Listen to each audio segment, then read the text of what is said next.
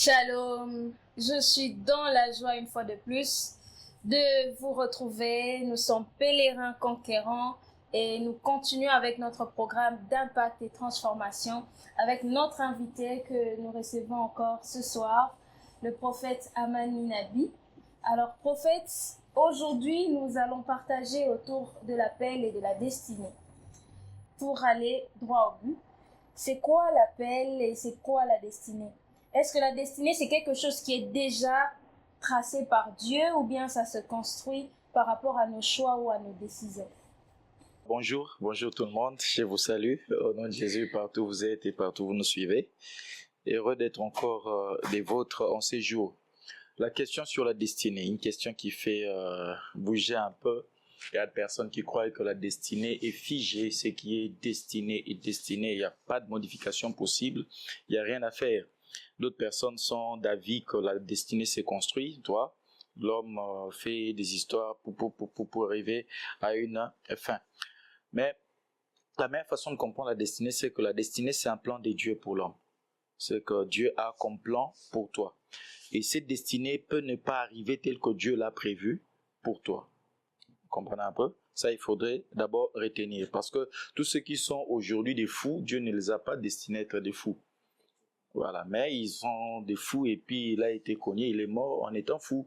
C'est pas que Dieu a voulu qu'il soit ainsi. C'est comme ça qu'on dit que la destinée, c'est le plan de Dieu qui se déploie avec la collaboration de l'homme, avec la participation de l'homme. L'homme a un grand rôle à jouer dans la quête ou bien dans la matérialisation de sa destinée établie par Dieu.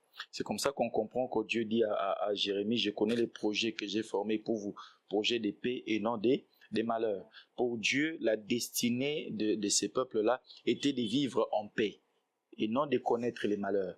Mais il s'est fait que pendant cette période-là, le peuple connaissait les malheurs.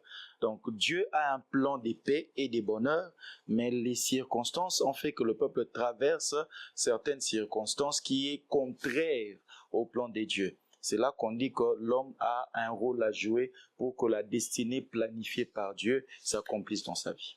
En parlant de destinée, je me dis, en fait, en parlant de destinée, il n'y a pas de destinée sans appel. Il y a forcément des personnes qui sont appelées à aller quelque part, appelées dans un domaine, appelées dans un ministère, appelées dans l'entrepreneuriat, parce que c'est quand même, moi, dans Pèlerin Conquérant, nous devons le préciser. Nous disons toujours que Dieu ne nous a pas appelés dans les quatre murs de l'Église. Nous avons été appelés à impacter dans différents domaines de la vie. Alors, prophète, quel serait votre conseil, votre rapport par rapport aux personnes qui se cherchent encore, qui ne savent pas dans quoi ils sont appelés exactement et comment découvrir leur appel pour pouvoir se lancer justement dans leur destinée? D'accord, une très bonne question. Comme j'ai dit tout à l'heure, la destinée s'est construite avec l'homme. Hein? C'est ainsi qu'une fois même, si tu te rappelles bien, je disais que la destinée faisait partie des choix. D'accord? Dieu a établi que je sois homme de Dieu. Mais par rapport au milieu où j'ai évolué, c'est vrai que je sers Dieu, mais pas la dimension que Dieu a voulu. Il se peut que j'ai fait la médecine, je suis devenu docteur. Comprenez? Le destin de Dieu, c'était pas que je sois docteur, médecin, comme pour dire, mais homme de Dieu. Mais là, j'exerce le métier des docteurs jusqu'à ma mort. Vous comprenez un peu? C'est pas forcément que Dieu avait voulu que je sois médecin, non. Il y a aussi des personnes à qui le destin s'impose. Donc là, on dit que le destin, ça s'impose. Tu peux aller comme ça, comme Jonas, tu es appelé à aller prêcher là-bas. Même si tu veux fuir, on te ramène là-bas. D'accord, mais il y a d'autres personnes qui, ça dépend de comment la personne se comporte, des choix et des milieux dans lesquels il vit. Et surtout, les destins se révèlent plus par révélation. Quand tu connais pas ce que tu es appelé à être ou ce que tu dois devenir, c'est comme ça que beaucoup de gens s'embrouillent. On a aujourd'hui des maçons qui devaient être, qui sont des maçons qui devaient être des footballeurs, des politiciens qui devaient être des entrepreneurs. Ils sont tous dans la politique. Pourquoi? Parce qu'ils n'ont pas compris leur destin, parce qu'ils n'ont pas compris leur appel. Alors, quand on parle de l'appel, moi, je crois qu'il y a le mélange de trois questions qui résout l'appel qui répond en fait à la question de l'appel et de la destinée. La première question, c'est qui tu es. La deuxième question, c'est ce que tu aimes. La dernière question, c'est que tu aimes. Et c'est que tu identifies comme problématique autour de toi. Et c'est dans ça qu'on retrouve notre appel. Lorsque tu es ici, par exemple, tu viens dans ces milieux, tu regardes autour de toi, tu te dis, ah, mais ici, ça manque de l'eau, par exemple. Vous comprenez un peu? Et automatiquement, on comprend que non, tu as la capacité d'apporter de l'eau dans cet endroit-là. C'est comme ça qu'on dit que certaines personnes découvrent leur destin, leur appel par rapport aux besoins de leur entourage. D'autres, c'est en découvrant leur identité, ce qu'ils aiment. Qu'est-ce qui te passionne le plus? Voyez-vous? Alors, à cela s'ajoutent 4 questions et puis on va évoluer rapidement. 4 questions. Comment découvrir son appel? Comment comprendre sa destinée? Premièrement, c'est dans nos capacités naturelles. Des choses que nous faisons naturellement. Voyez-vous, des choses que j'ai fait sans effort. Même si je n'ai pas étudié, je manie très bien l'électricité. Donc, j'essaie déjà de connecter phases, même si je n'ai pas fait les études en architecture, d'accord? Mais je comprends et je lis les plans. Alors là, en ce moment-là, pour des parents avisés, il peut dire, ah, cet enfant a la capacité de devenir ingénieur, architecte, par exemple. Ah, celui-ci, en fait, ce sont des choses, des talents ou encore des talents, des capacités naturelles. Imaginez aujourd'hui, Cristiano Ronaldo faisait les études en droit. Vous comprenez un peu? Ou encore l'apôtre Roland être juriste au barreau parce qu'il a fait les droits. Que dire encore de l'archevêque Badi Bangagodé? Vous comprenez un peu? Donc, c'est des capacités naturelles. Des personnes qui ont cette capacité à conseiller les autres, à parler facilement aux autres. En ce moment-là, s'il est dans un entourage, la question d'entourage vient toujours dans la destinée, dans l'appel. Un bon entourage, on peut facilement dire non. Par rapport à ce que nous voyons dans ces garçons, mieux vaut l'orienter en médecine, mieux vaut l'orienter en droit, mieux vaut l'orienter en théologie, mieux vaut l'orienter en ceci. Ça, c'est les capacités naturelles. La deuxième des choses, c'est les passions. Qu'est-ce qui te passionne? Je suis passionné, j'aime telle chose, j'aime que les choses soient bien faites, j'aime que les choses soient correctes, soient propres. Tout le monde peut tout faire et puis toi, tu observes le petit détail. Vous comprenez un peu? Ça, c'est la passion intérieure, ce que tu aimes faire, comme Ronaldinho fouillait les études pour aller jouer au football. Et c'était ça son appel, devenir un grand footballeur. Les besoins autour de toi, j'en ai parlé tout à l'heure là, savoir identifier les problématiques. Vous comprenez un peu? Comme par exemple, tu vis dans un milieu où la plupart des couples ont un problème et tu commences à réfléchir sur trouver des solutions. On comprend alors que tu es appelé à être conseiller conjugal, à soutenir le couple, à prier pour les couples. Vous comprenez un peu? Et enfin, c'est la paix intérieure lorsque nous sommes en train de faire quelque chose. Regardez ces choses, quand tu les fais, bon, j'ai fait seulement. Regardez ces choses, quand tu es en train de faire, même si la chose n'a pas marché comme il fallait, mais puisque tu l'as fait, tu te sens bien d'avoir fait cela. Il n'y a aucun regret, aucun remords. Ça prouve aussi notre appel. Ça prouve c'est à quoi nous sommes appelés à être. Pas seulement faire des choses passionnantes, des choses qu'on aime faire, mais des choses qu'on aime faire, même si ça ne tient pas, mais on s'est dit l'essentiel est que j'ai fait ça. Cette assurance, cette paix-là démontre aussi l'appel de quelqu'un. Ok. Prophète, j'ai déniché quelque chose quand vous parlez. Vous avez parlé de la révélation. Si je rentre un peu dans l'histoire de Joseph, nous allons me rendre compte que Joseph avait une image. C'est vrai que peut-être il y avait eu un problème il était très jeune à l'époque, un problème d'interprétation, un problème de clarification nette par rapport à ce à quoi il était appelé. Mais aujourd'hui, nous avons beaucoup de Joseph, c'est-à-dire des personnes qui savent déjà dans quoi ils sont appelés, ou même des personnes qui sont déjà là. Ils sont vraiment en plein cheminement, mais qui passent par des moments difficiles. J'ai pris l'exemple de Joseph, c'est-à-dire, il savait qu'il devait briller, il était une étoile, il voyait, Dieu l'avait révélé déjà plus jeune, mais il est passé par beaucoup de choses, par tellement de choses, et c'est la même chose que plusieurs personnes vivent. Alors, vous pensez que comment ces genres de personnes, parce qu'après la Bible ne nous précise pas, moi je dis toujours, si Dieu pouvait nous révéler ce que Joseph pouvait endurer en termes de dépression mentale, émotionnelle, tout ça, je pense que plusieurs personnes allaient se référer à lui. Alors, prophète, il y a beaucoup de gens qui dépriment parce qu'ils sont un peu perdus. Ils savent que c'est là que le Seigneur les a appelés, Mais ça ne va pas en fait. Tout se complique, il y a des obstacles, il y a l'adversité, il y a tellement de choses. On s'attache à la parole de Dieu, on a la foi, mais au fond, plus on avance, plus on voit que ça se complique. Alors comment et quelle parole donneriez-vous à cette catégorie des personnes? Alors, s'il faudrait parler à ces gens-là qui éprouvent des grandes difficultés à s'identifier d'abord, ou encore qui connaissent leur appel mais qui ont du mal à s'en sortir à cause des circonstances et les aléas, je rentrerai dans l'histoire de Joseph pour épingler 4 choses, 4 vérités. Il y a d'abord la période du rêve, la trahison, la prison et l'élévation. Alors, si on comprend bien ça, la période du rêve, c'est la période où nous découvrons notre appel. Joseph fait un rêve où les gerbes de tous ses frères et de ses parents se prosternent devant lui. Là, en ce moment, il comprend qu'il a une grande destinée. Ça veut dire qu'il sera une autorité dont beaucoup de gens, pas seulement ceux de sa famille, mais beaucoup de peuples doivent se fléchir avant de lui parler. Il découvre son appel, comme j'ai dit, par révélation. Mais après cela vient la trahison. Chaque grande destinée attire toujours des combats.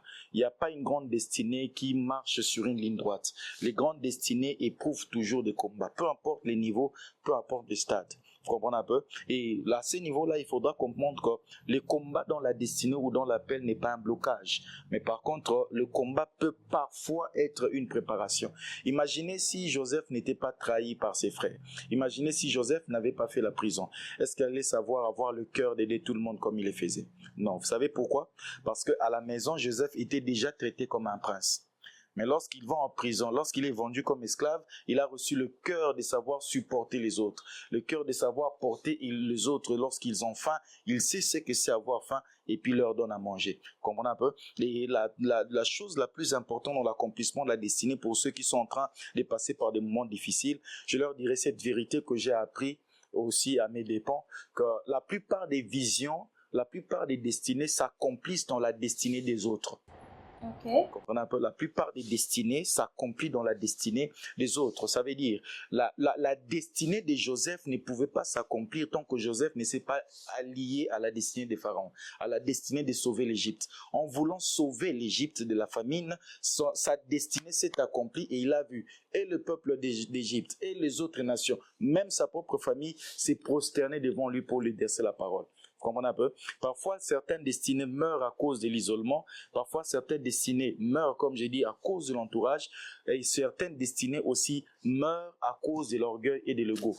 Qu'est-ce que je peux apprendre de telle personne? Moi qui suis déjà ici, mais rabaissé encore là-bas. Je répète pour dire à quelqu'un que certaines destinées s'accomplissent dans la destinée des autres. Tu peux avoir un bon talent comme nos photographes et les caméramans et autres. Tant qu'ils ne s'associent pas à une chaîne télévisée professionnel et mondial, il pourra peut-être exercer, mais pas à un niveau si peut-être il se faisait embaucher par Canal+.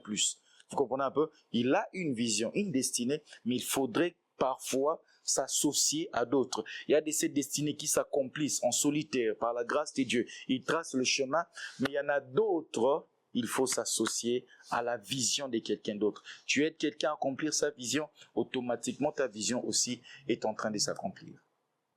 Ok, je retiens, nous retenons que parfois les épreuves sont des opportunités. Et des préparations. Des opportunités de Dieu pour nous préparer, pour nous emmener quelque part, et surtout, c'est à travers la destinée des autres que notre destinée brille encore plus. Merci prophète, mais mon autre question va vraiment autour de ces personnes-là qui ont plusieurs appels. Que pensez-vous de ces personnes qui gèrent plusieurs choses à la fois? Ce sont des personnes qui sont multipotentielles, multifonctionnelles et même, je peux dire, multi-appels, c'est-à-dire répondre à plusieurs appels au même moment. Et à un moment donné, on se rend compte que la personne, elle peut se perdre parce qu'elle ne sait plus toucher ou équilibrer et comment essayer un peu de restructurer ces fonctionnements de ces personnes-là. C'est normal, il y a des personnes multifonctionnelles, comme tu as dit, pluri-talents. Il y a quelque chose qu'il faudrait d'abord, une vérité à annoncer que je dirais, tu peux avoir plusieurs talents et tu peux être capable de faire beaucoup de choses, mais il te faut avoir une seule direction. Okay. Une seule direction. Avoir beaucoup de capacités n'est pas mal. Avoir beaucoup de talents n'est pas aussi mal. Il y a des personnes qui savent bien jouer au foot, qui font aussi la décoration, qui font aussi de la musique, comme on avait au même moment. Mais il faut avoir une seule direction. Comment cela se passe? Il faut savoir agir par priorité. La loi de la priorité. Savoir prioriser quelle est la chose qui est la plus naturelle pour toi. Il y a d'autres talents qu'on développe, il y a d'autres talents qu'on apprend. Par exemple, j'ajoute des capacités, comme actuellement, j'ai fait une formation, encore une autre formation de plus. D'accord? Mais pour réussir ma destinée, mon appel, je dois prioriser ce qui est le plus naturel pour moi. Comme un exemple simple, moi j'ai fini mes études en droit, vous comprenez un peu à l'université protestante au Congo, mais je me suis retrouvé plus tard théologien et puis aujourd'hui prédicateur. Donc j'ai priorisé la chose qui était la plus naturelle. C'est que j'ai fait sans effort. C'est que j'ai fait même si on me réveillait maintenant là. La chose que je peux faire sans ménager d'effort. C'est inné en fait. Voilà, c'est en moi naturellement. Les autres choses, je peux prendre beaucoup de temps de préparation, de recherche, mais là, j'ai fait sans calculer, sans même raisonner. La loi de la priorité. La deuxième, c'est savoir, c'est structurer, s'organiser. On peut être entrepreneur, au même moment prédicateur, au même moment footballeur, au même moment journaliste, on peut l'être. Mais la chose la plus importante ici, après la loi de la priorité, c'est la loi de l'organisation, de la structuration. Savoir organiser les choses. Tu ne peux pas te mettre à tout faire au même moment. Comme par exemple, ici, c'est Pèlerin Conquérant, par exemple, qui organise ça. Mais la même personne est employée quelque part. Vous comprenez un peu? On ne peut pas être au même moment au bureau et au même moment en train de faire Pèlerin Conquérant. Vous allez vous disperser et pas bien faire les choses de tous les deux côtés. Savoir organiser, faire chaque chose, la loi de la priorité et puis la loi de l'organisation. Ici, j'ai ferai dans telle période, du 1er au 5. Là-bas, j'ai ferai par exemple dans telle. Et ici, au-delà des programmés comme ça, j'ai mes décharges. Je ne peux pas être au même moment en train de jouer au football et puis au même moment en train de prêcher la parole de Dieu. Non, j'ai mes structures. Pendant la saison de football, pendant la saison ouverte, j'ai joué au foot carrément.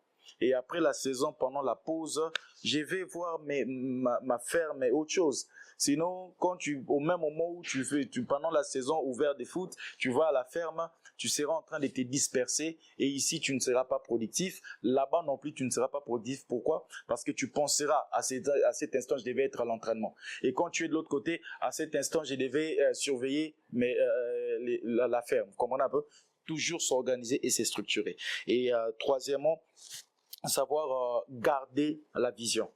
Comme on appelle, lorsqu'on a beaucoup de talents, on a beaucoup de capacités, on est pluridisciplinaire, il faut avoir une vision. Quand j'ai parlé de la direction, savoir garder la direction. Moi, ma vision première, c'est d'être homme de Dieu.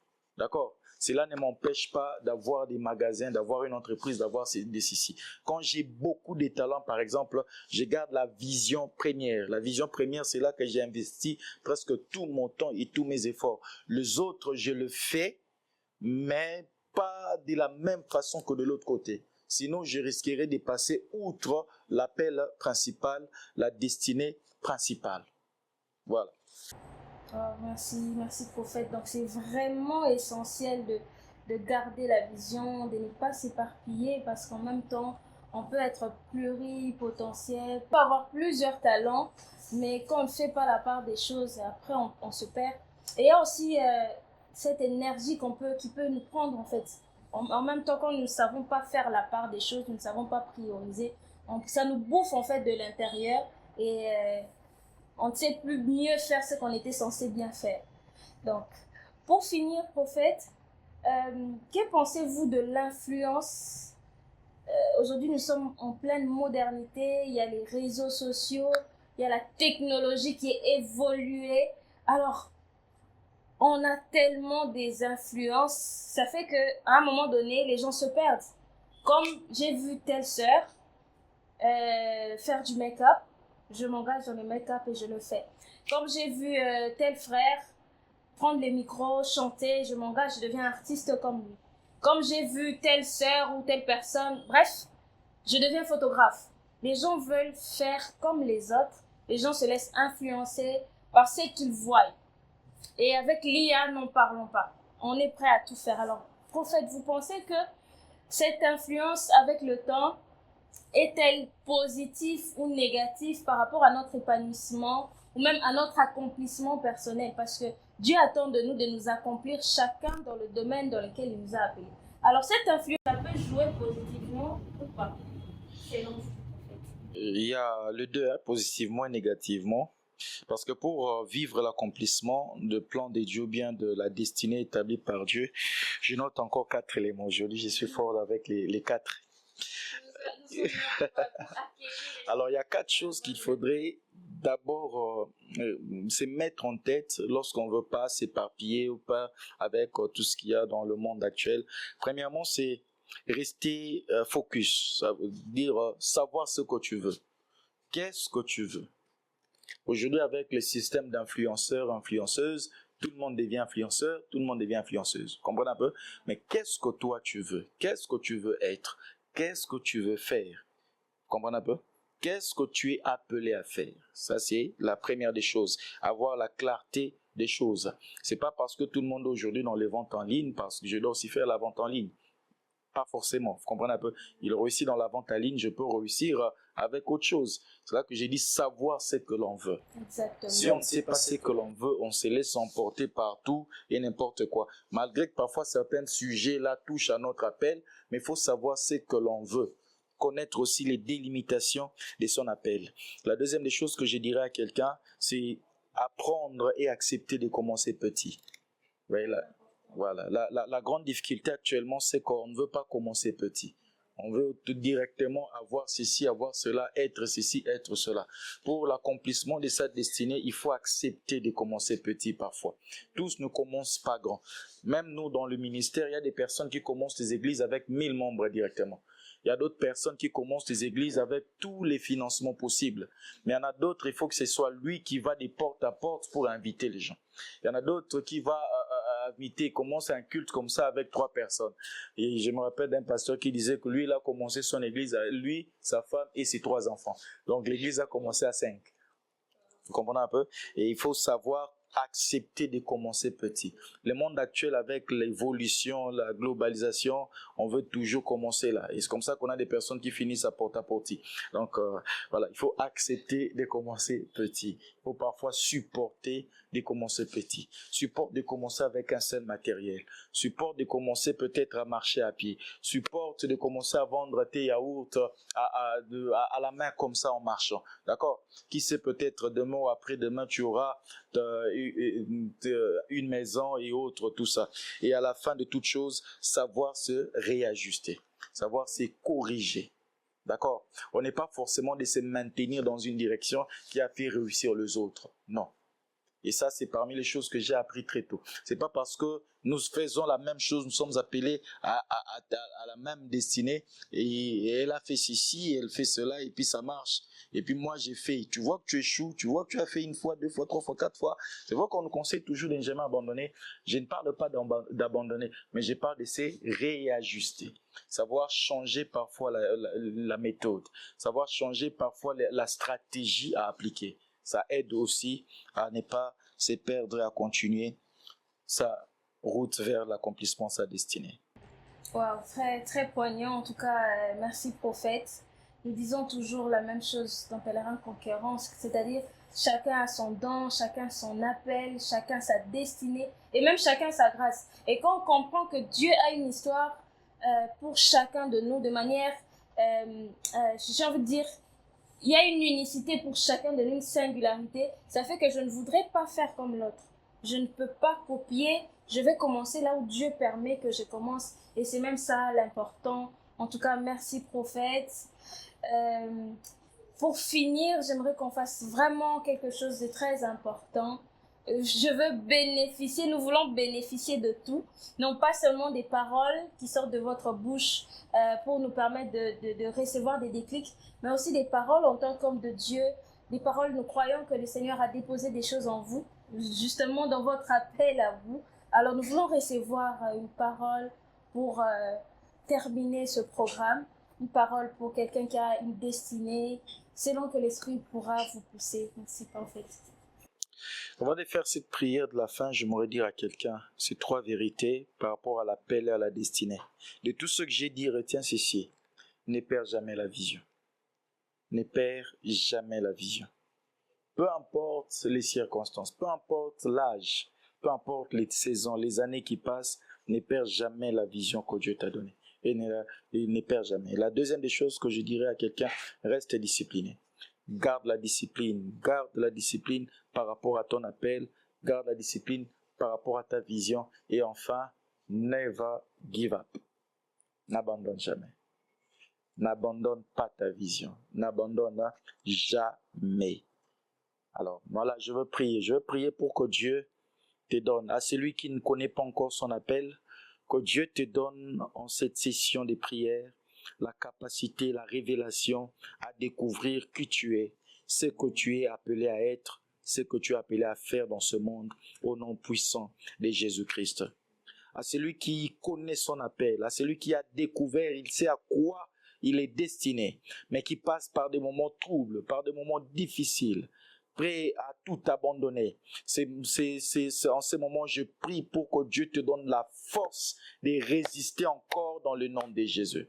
La force de résister, la grâce de tenir au nom puissant de Jésus-Christ. Souviens-toi qu'il est écrit, peu importe la durée de la nuit, le soleil finit toujours par apparaître. Je crois que bientôt le soleil arrivera. Mais pendant ce temps difficile, considère ce temps comme la période où Joseph était accusé faussement, puis étant de purger une peine injuste dans la prison. Mais après cela était venue l'élévation. Je crois et je prie pour quelqu'un enfin que Dieu t'aligne sur les bonnes personnes.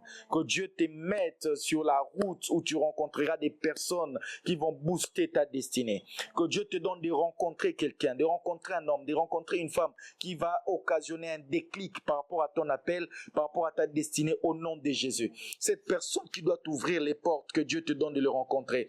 Cette personne qui t'amènera comme ces hommes ont amené David derrière le troupeau jusqu'à la maison royale auprès de Saül pour qu'il joue des instruments. Que Dieu te donne de rencontrer ces gens de personnes-là qui t'amèneront près des personnes qui te financeront pour ces projets, qui t'amèneront près des personnes qui te soutiendront par rapport à ton appel au nom de Jésus-Christ. Sois béni et vis pleinement ton appel. Dans le nom de Jésus. Amen. Nous vous remercions encore, prophète, et nous nous disons à la prochaine fois. Et à vous qui nous suivez, grand merci à vous. Nous passons de bons moments ici. En tout cas, ne ratez pas, la prochaine fois, nous serons encore avec le prophète Amani. N'hésitez pas de nous contacter et je vous dis que Dieu vous bénisse et à dimanche prochain. Merci.